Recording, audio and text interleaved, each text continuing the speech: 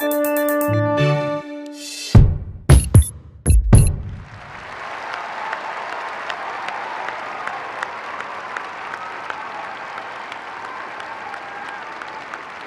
took General Motors bankrupt.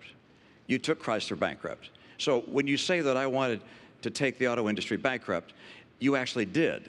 He wanted to take them into bankruptcy without providing them any way to stay open. And we would have lost 1 million jobs. And that, don't take my word for it, take the executives at GM and Chrysler, some of whom were Republicans, may even support Governor Romney. In the last 4 years, you cut permits and licenses on federal land and federal waters in half. Not true, Governor Romney.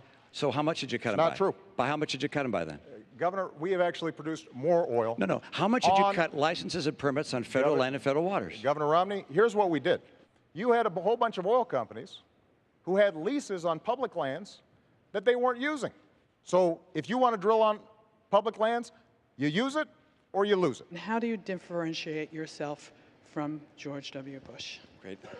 Thank you, and I appreciate that question. I just want to make sure that, I think I was supposed to get that last answer, but I want to point out that I don't believe. I don't think so, Candy. I don't believe. I want to make sure our timekeepers are working here. I went to a number of women's groups and said, can you help us find folks? And they brought us whole binders full of women. The University of New York in Albany did a survey of all 50 states and concluded that mine had more women in senior leadership positions than any other state in America.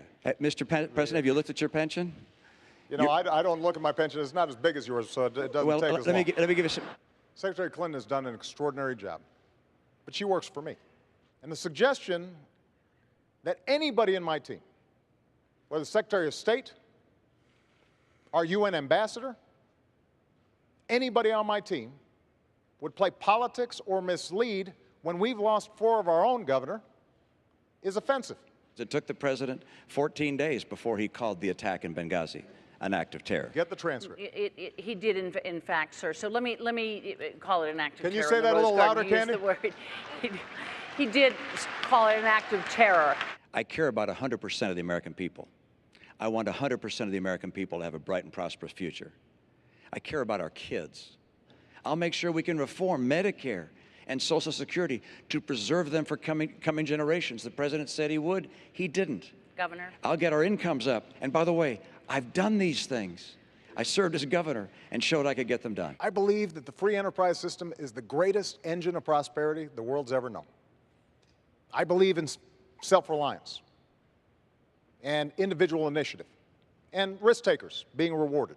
When he said behind closed doors that 47% of the country consider themselves victims who refuse personal responsibility, think about who he was talking about. Folks on Social Security who've worked all their lives, veterans who've sacrificed for this country, students who are out there trying to hopefully advance their own dreams, but also this country's dreams. And I want to fight for them. That's what I've been doing for the last 4 years, because if they succeed, I believe the country succeeds.